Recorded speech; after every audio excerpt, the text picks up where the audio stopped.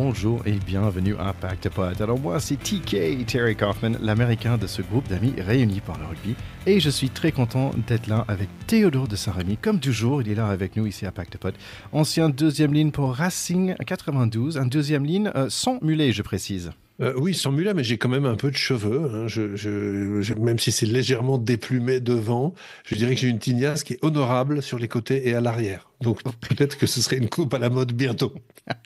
C'est assez marrant parce que j'ai une photo de moi quand j'avais genre 14 ans aux States, dans un yearbook, tu vois, aux États-Unis on fait un yearbook. Ne me dis pas que tu avais un mulet. J'avais, en fait, on peut avoir l'impression que j'avais un mulet, mais c'était juste que je viens de faire mon cours de sport là, et j'avais le cheveu, tu vois, un peu mou, j'avais les cheveux très longs, et donc comme je transpirais, ça avait donné l'apparence d'un mulet, mais c'était pas un vrai mulet. Par contre, j'espère que tu as montré ça à ton fils qui va te prendre directement pour un mec sorti de Wayne's World. Exact. Et en plus, j'avais des espèces de rouflaquettes où j'ai remonté. Tu vois, j'aimais pas les rouflaquettes longues. Donc, j'ai remonté comme on voit aujourd'hui. Ça revient à la mode, mais c'est incroyable quand même. Tiens, j'ai un petit truc pour toi. 2 questions rapides. En fait, le deuxième ligne de l'Angleterre, il me semble qu'il a fait 58 mètres à la course dans ce match contre l'Italie. Est-ce que toi, dans un match, tu penses que tu as déjà fait 50 mètres avec le ballon en main ? Écoute, je pense pas que j'ai fait 58 mètres à la course dans toute ma carrière. Donc, je pense pas qu'on puisse dire que sur un match, j'ai fait cette distance.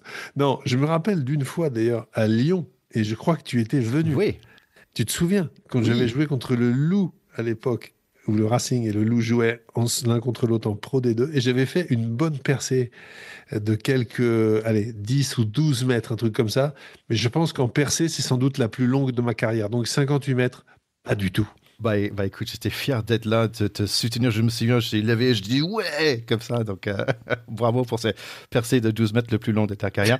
Deuxième question, s'il y a une course à pied entre nous deux, là, maintenant, tout de suite, qui gagnera une course à pied de 50 mètres? Ah la vache, ça je sais vraiment pas parce que je connais pas tes qualités de vitesse. Moi sur 50 mètres, j'ai jamais été bon. Donc si tu gagnes, c'est normal. Si tu perds, c'est que tu es vraiment très mauvais parce que je suis nul. Bah écoute, comme toujours, c'est un plaisir de passer ce moment ensemble. C'est assez drôle parce qu'on est tous les deux dans des hôtels différents. Moi, je suis à Paris et toi? Et moi, je suis dans une terre de rugby puisque je suis non loin de Aire-sur-l'Adour dans les Landes.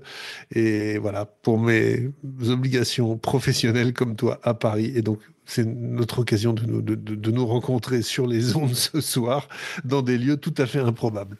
Ouais, c'est assez drôle. C'est vrai qu'on n'est pas des podcasteurs professionnels dans la vie. C'est purement par passion qu'on est là. Mais tiens, on va parler de notre passion qui est le rugby.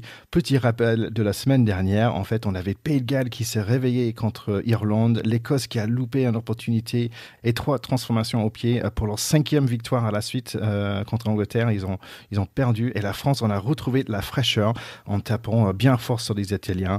Là, on a mis la table. Je propose qu'on y va tout de suite.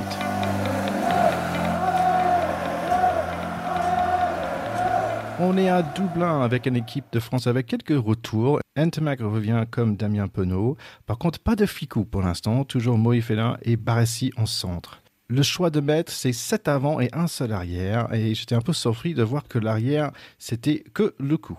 Toujours avec un coach en intérim pour les Irlandais. La machine verte, quand même, c'est bien rouillé. Par exemple, ça va être le dernier match à la maison pour 3 joueurs Irish, Healy, Murray et O'Mahony, qu'entre eux 3, ils ont 372 caps. Incroyable.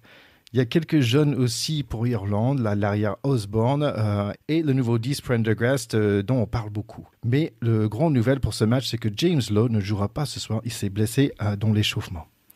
Le match démarre et il y en a beaucoup de pénalités contre nous. On échappe belle pour l'instant. Les Verts ont pris la peine de touche, mais ça ne paye pas. Première pénalité, c'est potons sortons. On résiste, on prouve qu'on existe, quelques plaquages offensifs. Et puis, Penaud se retrouve avec le ballon en main, 80 mètres pour un essai de Dupont. Mais logiquement, c'est rappelé, car il y avait en avant quelque part. On prend un peu d'air. Crow nous trouve un pénalité. D'ailleurs, il a fait 10 plaquages dans les premières 13 minutes, je pense. Et à 15 minutes, finalement, on est chez eux. Mais pas pour longtemps, on est trop groupé, il n'y a pas d'espace en attaque, on redonne les ballons au vert et on pêche dans le soutien.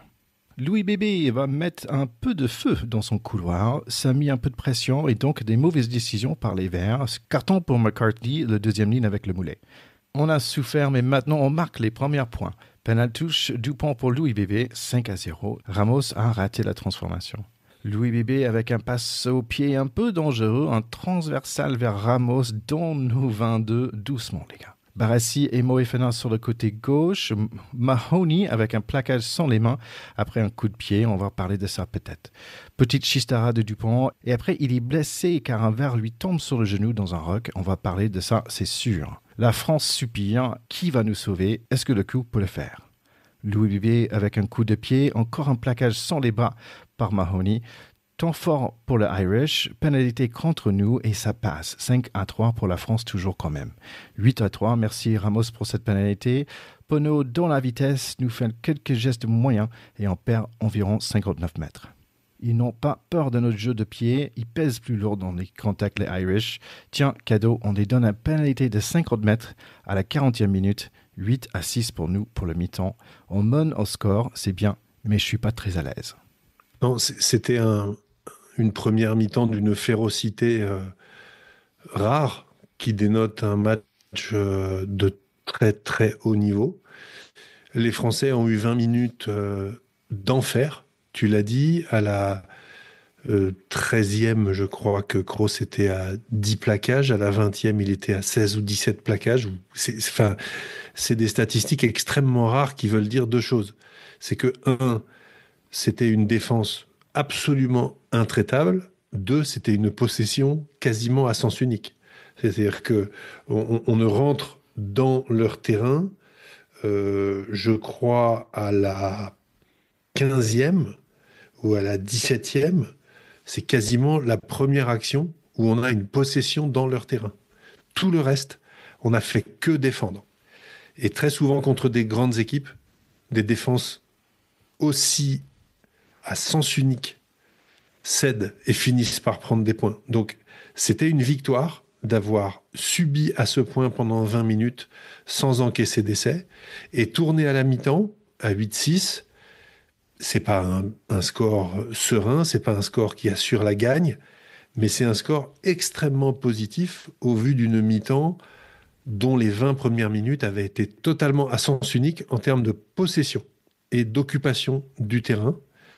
Donc 8-6 à la mi-temps, honnêtement rien à dire avec, une fois de plus, les cannes de Biel-Barré qui font le job et McCarthy qui fait une tirette lamentable et assez indigne de ce joueur et de cette équipe qui lui vaut un carton jaune et une exclusion qui leur coûte cher parce que c'est là-dessus que Biel-Barré marque le premier essai.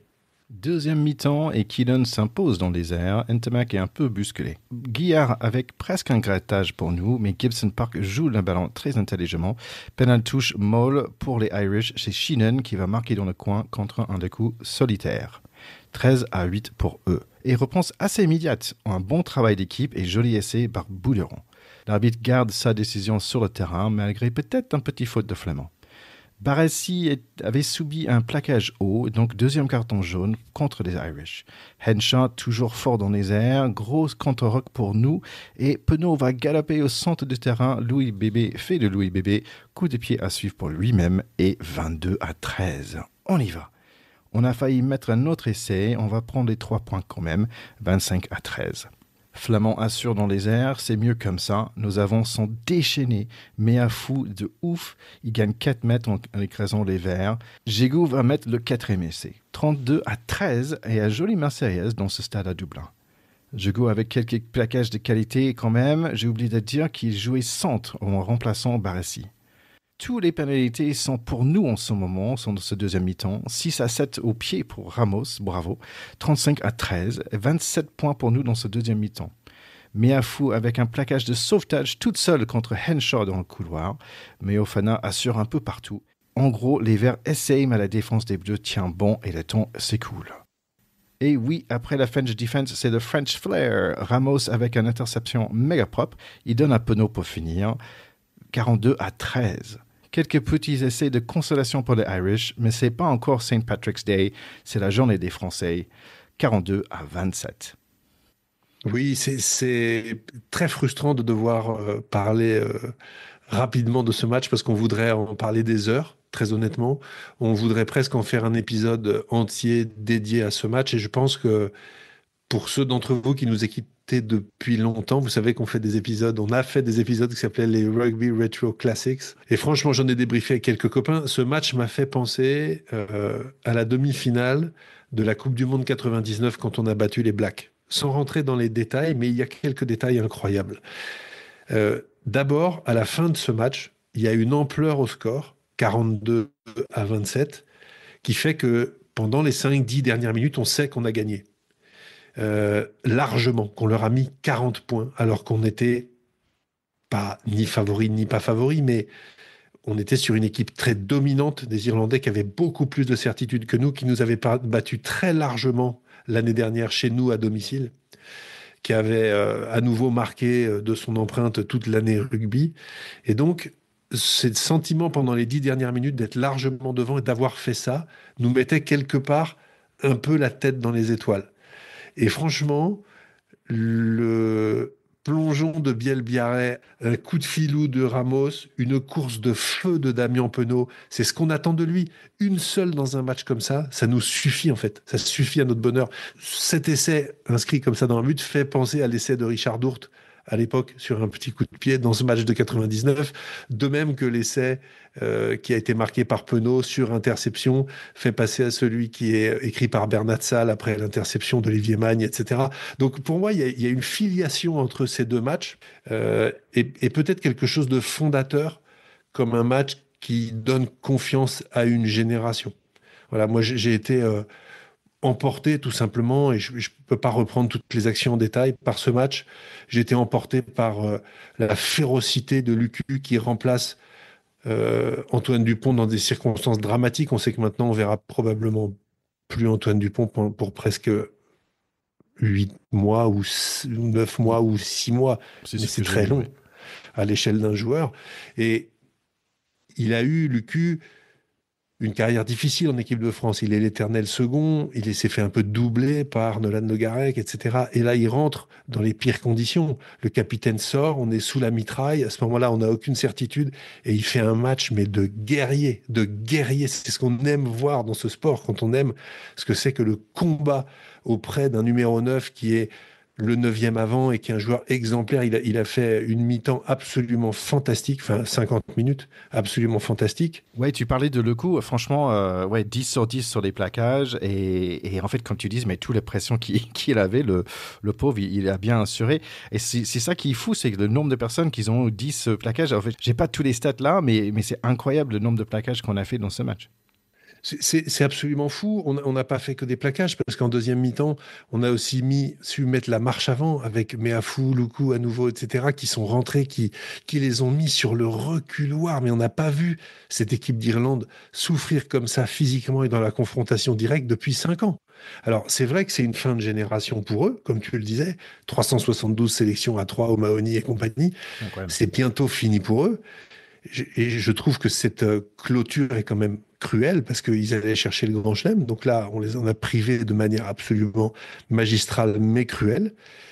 Je retiens que Prendergast, qui a fait un match très emprunté dans l'animation, assez lent, s'est quand même battu 2 fois sur une interception et puis sur une autre course. Il fait presque 60 mètres en essayant de rattraper les joueurs français et il ne lâche pas.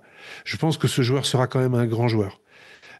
Parce que j'ai vu chez lui des valeurs de combat, des valeurs morales, des valeurs de rage, y compris dans la défaite, où il n'a pas eu peur du déshonneur d'essayer de rattraper à la course dans des situations ouvertement battues. Il s'est pas mis les mains sur les hanches ou sur les genoux à souffler en regardant par terre. Il a essayé d'y aller. J'admire ça, moi, chez les joueurs, ceux qui ne renoncent pas. Oui, essayer de rattraper Penaud en pleine course, c'est impossible, en fait. C'est impossible, mais c'est courageux de le faire. Tu as vu que son prénom, d'ailleurs, ils l'ont dit plusieurs fois, le prénom de Penaud dans l'équipe, c'est Cheval.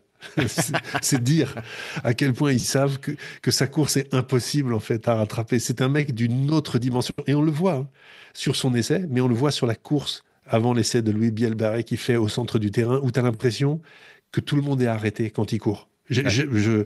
Franchement, il a une foulée qui est venue d'ailleurs. C'est extraordinaire d'avoir un joueur comme ça. Et pour moi, rien que ça, même s'il a fait quelques erreurs, il a réussi son match. je mettrais deux remarques importantes quand même sur les Irlandais. Un, les deux cartons jaunes leur ont coûté extrêmement cher. Ils ont pris des points les deux fois, à des moments où ça pouvait peut-être encore tenir pour eux et où les deux fois, ensuite, ils repartent de beaucoup trop loin. Et je dirais aussi qu'ils ont vécu ce qu'il y a de pire, c'est-à-dire la blessure de ton joueur facteur X à l'échauffement avant un match. On a vécu ça dans l'histoire du sport, dans l'histoire des équipes. C'est terrible pour une équipe. Et quand c'est James Lowe qui se blesse juste avant un match aussi important, son remplaçant n'a pas fait un bon match du tout. Et on a vu ces dernières années les capacités de franchissement, de différence que ce mec fait dans des trous de souris face à n'importe quel adversaire du monde. Le fait qu'il soit pas là a évidemment changé la donne. Ça a été un peu compensé par la sortie de Dupont, mais je pense que la sortie de Dupont, d'une certaine manière, on l'a vu à l'entrée de l'UQ, a renforcé l'équipe. Parce que au moment où il est sorti, on voit bien que tous se disent on va aller la chercher pour lui. Il y a beaucoup de choses en fait là, dans ce que tu dis, mais déjà Mahoney qui se jette deux fois dans les... Et ils étaient vraiment indisciplinés en fait pour un des rares fois où des Irlandais ils n'ont pas de discipline parce que c'est Mahoney qui se jette dans les jambes des joueurs mais sans mettre les mains de tout pour faire un plaquage. C'est vraiment un truc à la foot américain en fait, c'est un plaquage à la foot américain ça. Oui, et la faute de Byrne sur la blessure de Dupont, et Byrne ne va pas passer en commission de discipline. Pour moi, c'est inexplicable à nouveau. Ouais, et en plus que la décision se fait entre samedi et dimanche, que non, on va pas regarder.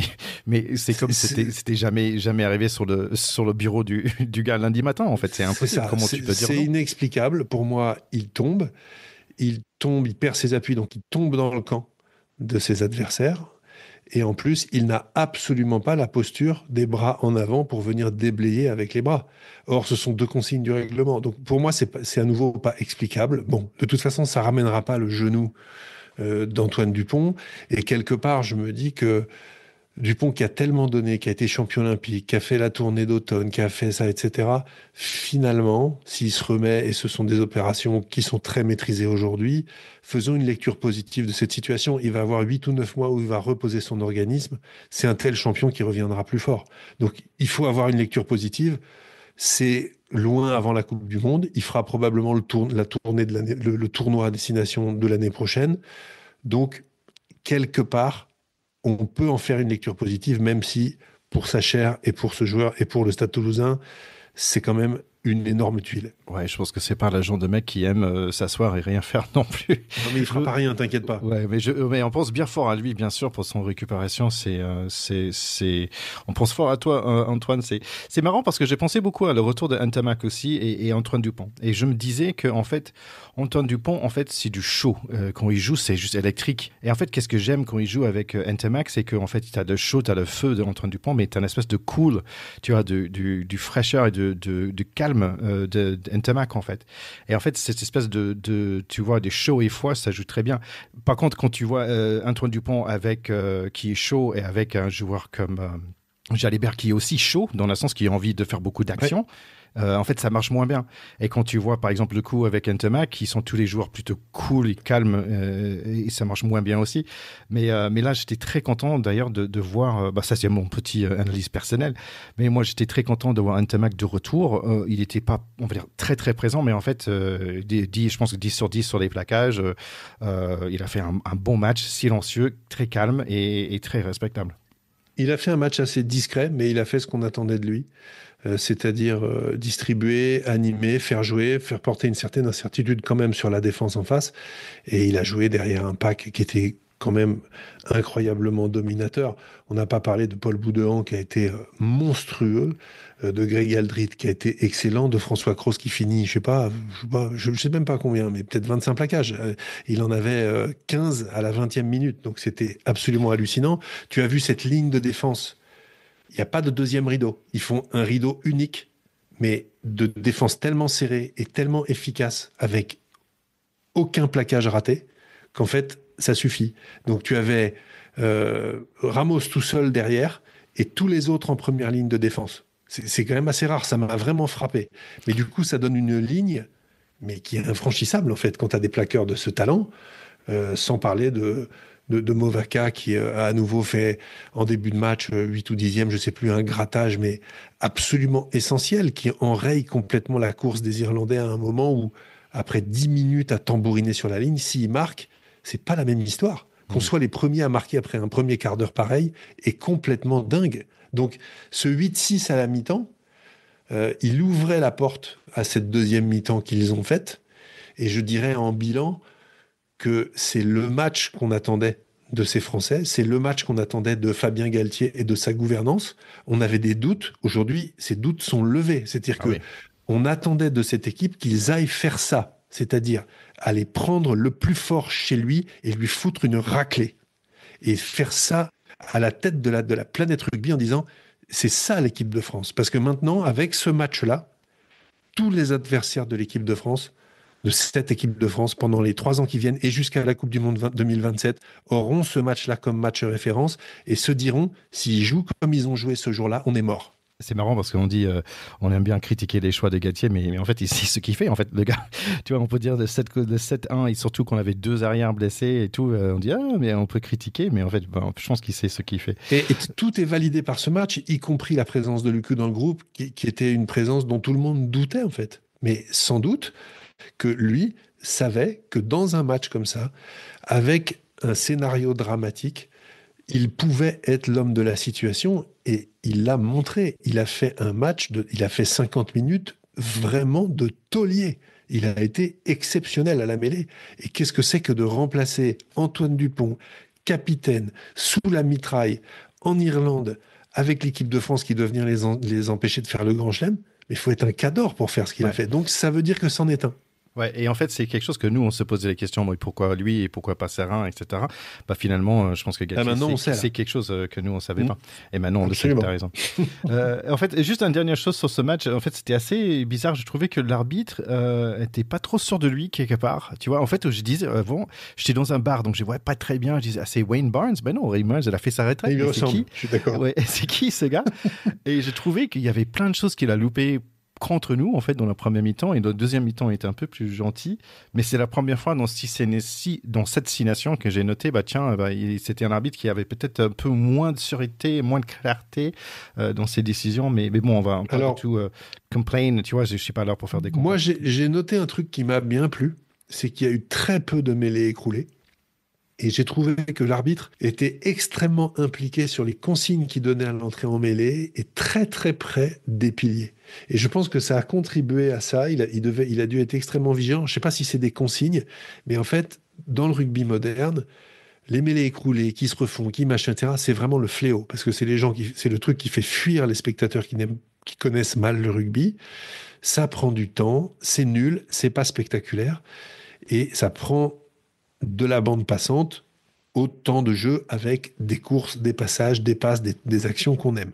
Donc j'ai trouvé que là-dessus, il a été bon, il a fait son match. Après, moi, j'ai pas du tout compris, effectivement, que l'action ne soit pas revue sur l'action de Tagburn. Je comprends pas non plus qu'il ne soit pas cité en commission de discipline.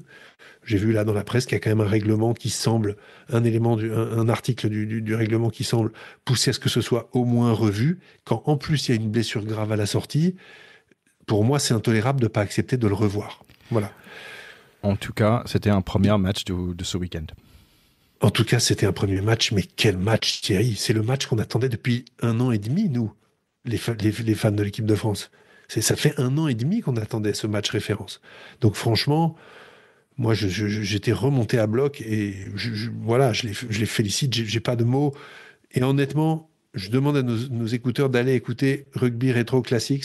Vous verrez qu'il y a plein de points communs sur le match de 99, parce qu'on en a fait un aussi sur 2007. Il y a plein de points communs entre ce match mythique et celui-là qui en est un autre. Ouais, on avait ce sentiment de regarder un match mythique pendant, ça c'est certain. Allez, on passe à l'autre match du week-end. On a l'Écosse où on voit le retour de Darcy Graham chez les arrières. Et si vous ne les connaissez pas, vous allez les connaître la semaine prochaine. Ben White en 9, Finn Russell en 10, Hugh Jones, Vandermeer, Tom Jordan qui a fait un super 6 nations d'ailleurs. Il nous a fait oublier l'excellent Stein qui s'est blessé au genou avant le Six Nations.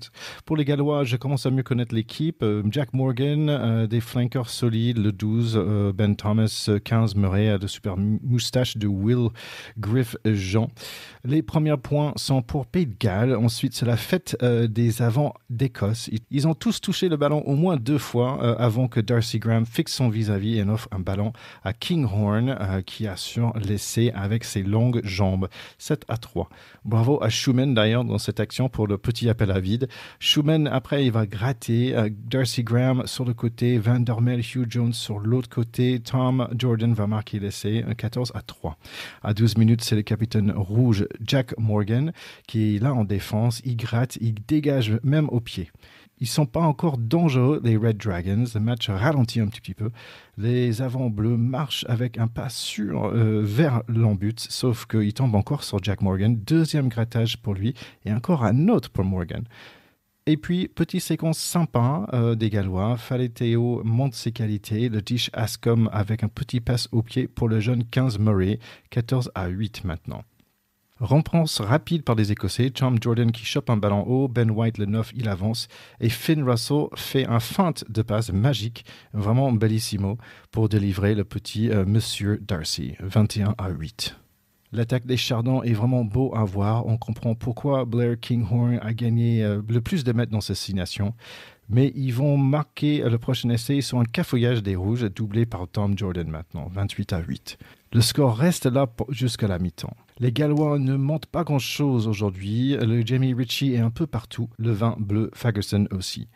Chez les Rouges, le moustache du pilier Jean sort, mais le moustache de Wainsworth va entrer. Les avants bleus avancent comme une avalanche. Et ça libère Kinghorn pour marquer son doublé à lui, offert par Finn Russell encore. 35-8 à 49 minutes. Le 15 rouge, Blair Murray brille. Faleteo avance, mais les poireaux sont mous. J'ai rien dit. Ben Thomas, le centre rouge, se révèle. 36-15 avec 19 minutes à jouer. Les Gallois vont piquer l'orgueil des Écossais avec un autre essai, de 35-22 maintenant, et même un autre encore, avec le 15 rouge Murray qui commence et Faleteo qui finit. Mais essai refusé, dommage, il devrait donner quelques points juste pour le style. Ça va beaucoup jouer dans ces dernières minutes pour la pure fierté. Et voilà le 4e essai pour les Gallois. On va s'arrêter là, 35-29. Un joli match avec plein d'essais. L'Écosse ont patron, mais les Gallois vont prendre quelques points dans ces 6 nations.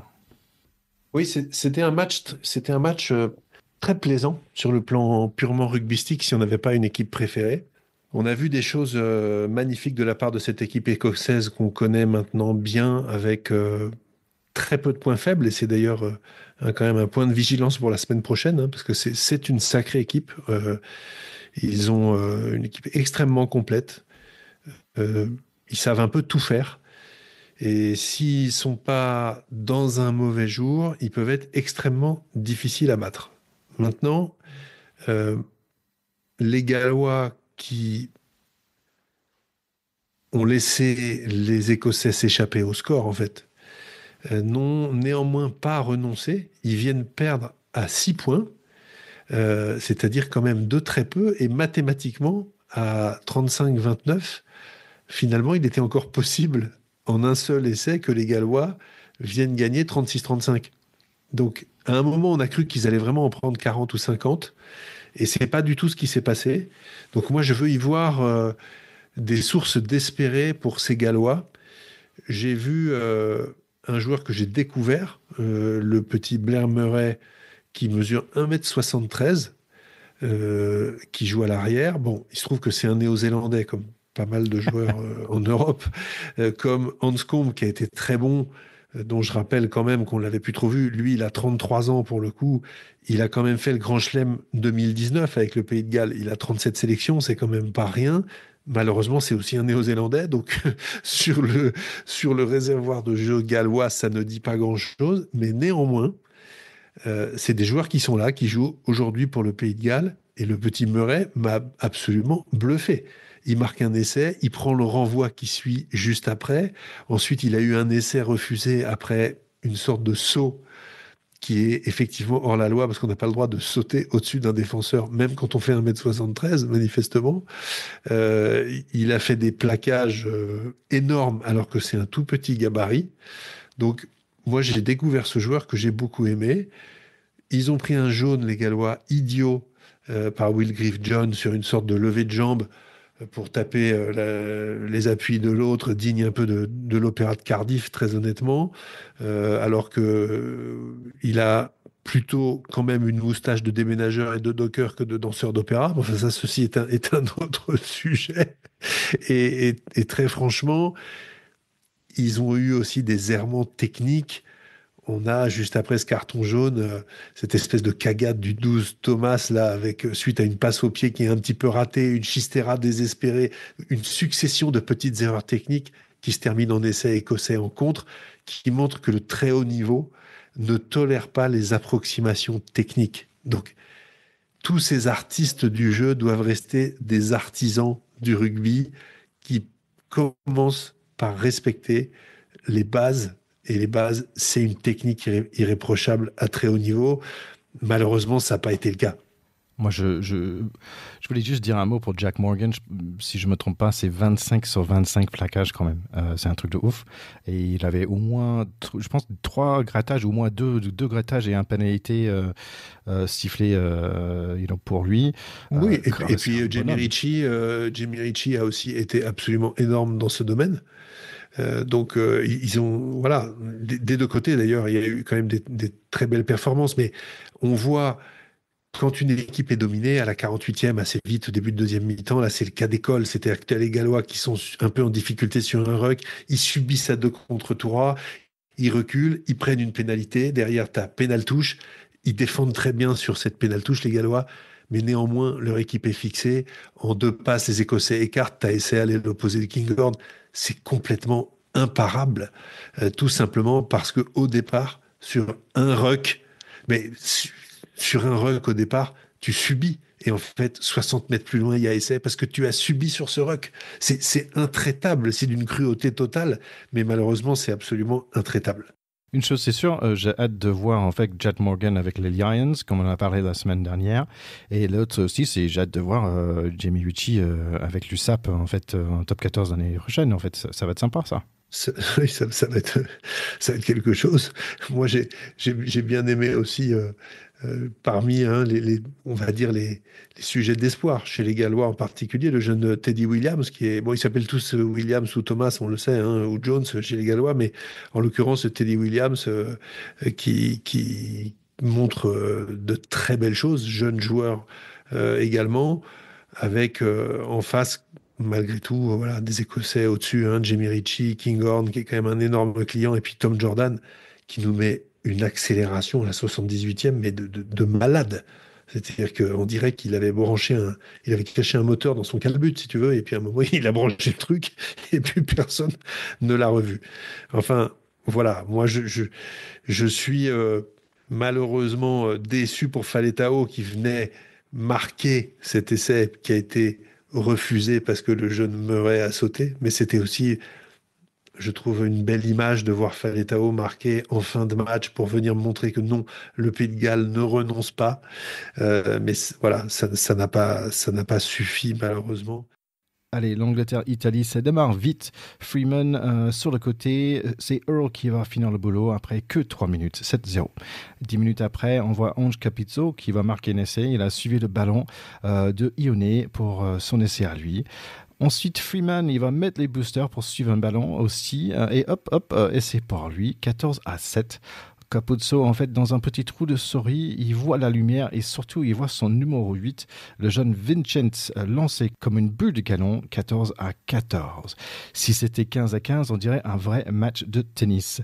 J'ai oublié de dire que Ollie Lawrence s'est blessé aussi. 33 minutes, temps d'attaque des Anglais, mais ça recoule face à la bonne défense des Italiens. Et c'est encore Freeman qui débloque le tout. Marcus Smith va envoyer Slight Home au terre premier, 41-14 pour Angleterre. Mais petit repense par les Bleus, c'est 21-17.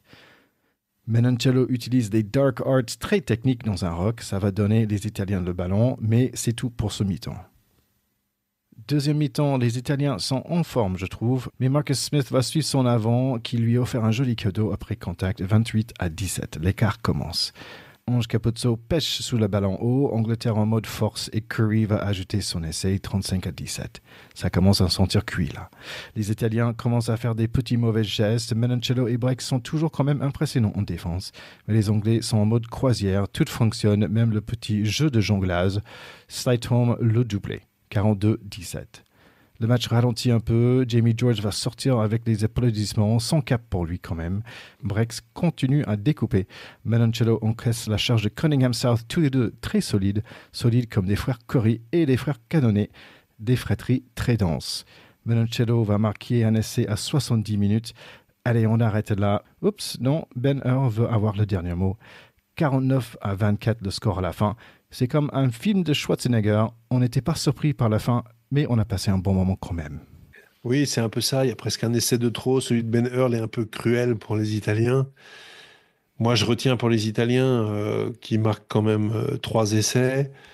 Capuzzo, Vincent, qui est un nouveau joueur chez eux, qui est un joueur d'origine sud-africaine, mais voilà, qui montre de très très belles choses sur cette première mi-temps en tout cas.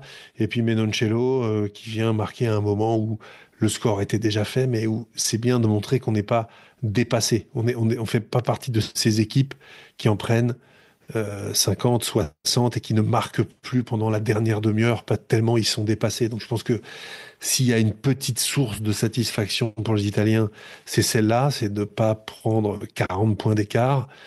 Maintenant, bon, 47-24, 49-24, c'est des scores quand même extrêmement sévères, avec des sources de satisfaction des deux côtés. Pour les Anglais, la capacité numériquement à encore pouvoir remporter le tournoi en ayant gagné ce match. Et pour les Italiens, le fait d'être tout sauf ridicule à Twickenham, mais quand même largement perdant. Allez, il faut qu'on parle de la semaine prochaine. Ça va démarrer avec Italie contre Irlande. Ensuite, c'est Pays de Galles contre Angleterre. Et après, le match pour nous, qui va décider en fait ce Six Nations. France contre Scotland, l'Écosse, le samedi soir à 9h. Donc c'est très clair, nous on veut que les 3 équipes qui reçoivent gagnent. Les Italiens achèveront d'enterrer les Irlandais s'ils les battent à Rome, et ce serait vraiment génial pour eux. Les Gallois, si seulement ils pouvaient mettre fin à cette série de défaites en battant les Anglais, mais je crois que honnêtement, je pourrais presque donner notre victoire dans le tournoi pour cette satisfaction, mais non, je vais quand même pas dire une connerie pareille. Et puis nous, derrière, il faut simplement passer au moins 4 essais aux Écossais, c'est-à-dire avoir le bonus offensif et la victoire, bien sûr, et on serait sur la première marche de ce tournoi. Comme tu le sais, j'estime toujours que quand on perd contre les Anglais, on n'a pas vraiment gagné le tournoi, mais on s'en contenterait. Oui, je pense que ce match contre en fait l'Écosse, ça peut être soit superbe, où en fait c'est un pluie d'essais et on adore, ou soit ça peut être super frustrant, où il faut absolument qu'on marque un dernier essai et on le loupe à la dernière minute. Tu vois, moi je vois un des deux choses, soit on gagne par 30 points, ou soit on va être tu vois, à 24-17 dans la dernière minute. Moi, je suis très confiant. Je pense que les Français vont gagner avec le bonus. Je pense que les Écossais marqueront aussi parce qu'ils ont une équipe redoutable.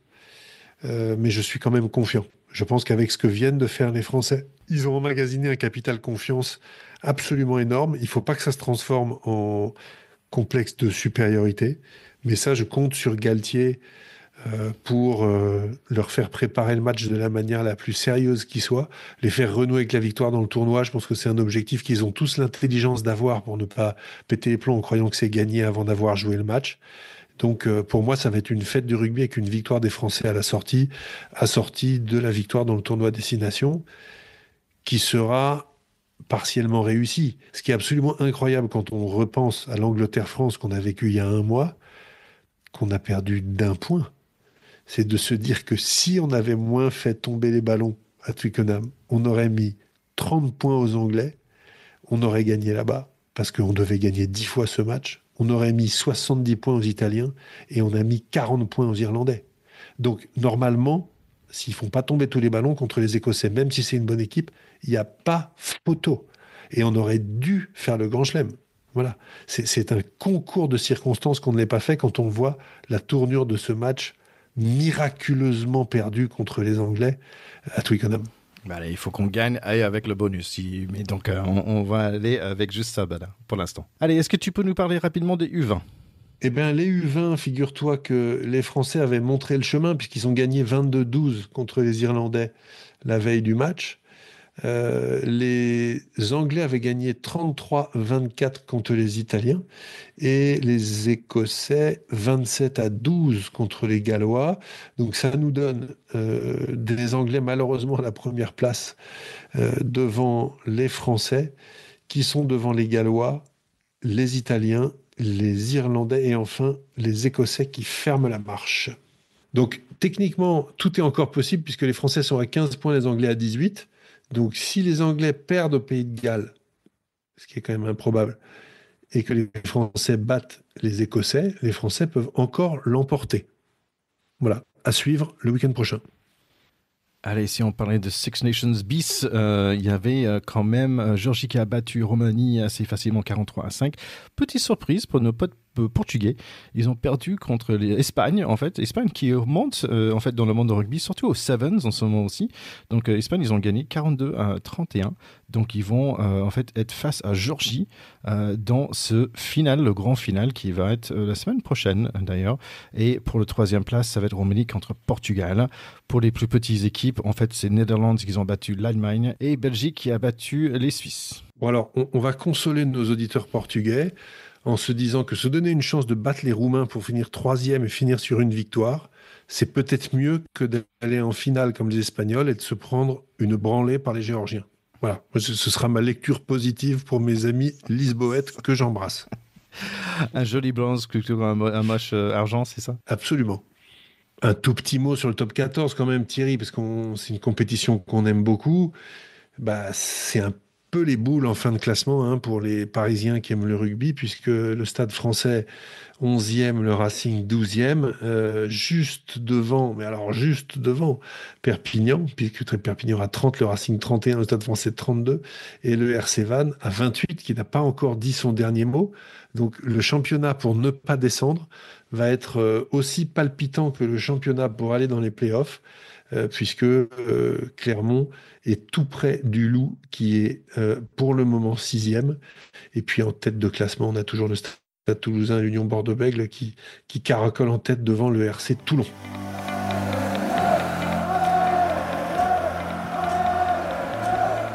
Merci mon ticket pour cet épisode. Après un week-end de rugby vraiment riche en émotions, on est tout à fait désolé et triste pour Antoine Dupont, mais tellement heureux que la France ait fait ce match référence qu'on attendait et qu'on appelait de nos voeux. Le week-end prochain, ça va être chaud. On espère que les Français vont gagner. On y croit, on en est presque sûr, mais ne soyons pas présomptueux. On sait que la prétention au rugby est vraiment la mère de tous les vices. Donc voilà, on y va doucement, mais on se prépare à fêter ça quand même dans de très très belles dispositions. On compte sur vous pour partager avec vos amis et tous les fans de rugby que vous connaissez l'épisode s'il vous a plu. Et puis on vous embrasse tout simplement, Ticket. On embrasse tous les copains du pack, Charlie et les autres. Et on vous dit à la semaine prochaine avec un débriefing, nous l'espérons, victorieux, mais toujours humble et cool. Allez, à très bientôt tout le monde. Merci, ciao ciao.